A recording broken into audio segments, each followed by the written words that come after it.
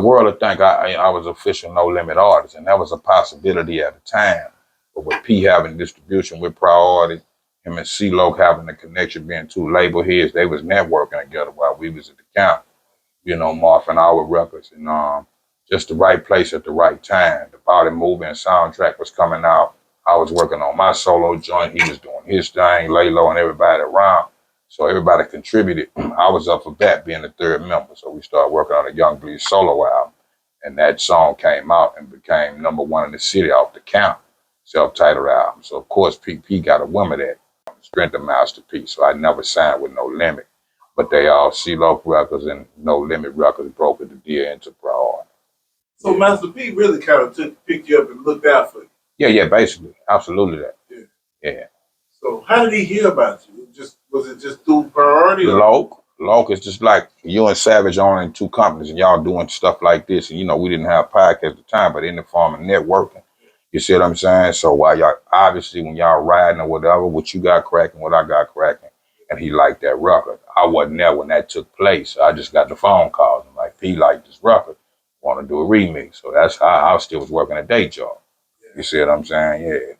And at that time, the concentration camp was like one of the top groups in Louisiana. Yeah, period. At that time. So P, he had C, you know what I'm saying? Mm-hmm.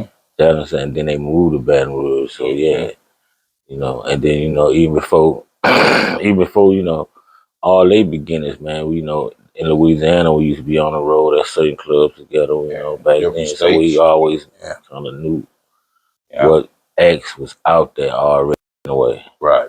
We used to be on the road with them already. Before anybody had a name, we was out there. And keep in mind, when P used to come to Baton Rouge at the time, they opened for us. Anybody that was somebody, you came to Baton Rouge, we was the headline and no place to that. From Twister to Too Short to Master P and No Limit. I remember those shows. Yeah, Cash Money too, because I mean, Baby and Flappy Man, when they wasn't all the bling bling, regular T-shirt, regular guys. So I've been cool with those guys. We've been cool with them really since like Big Boy Records, before Cash Money and No Limit. Yeah, Big Boy. We used to go to Big Boy. Mr. Biggs.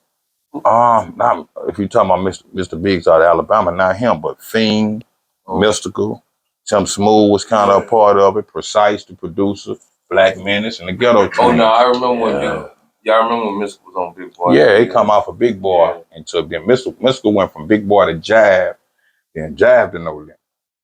He was like one of the, maybe third, fifth artist to come out of Louisiana after Big Mike, Ghetto Boys, Convicts, rest in peace to 3-2, and Tim Smooth signed to rap a lot.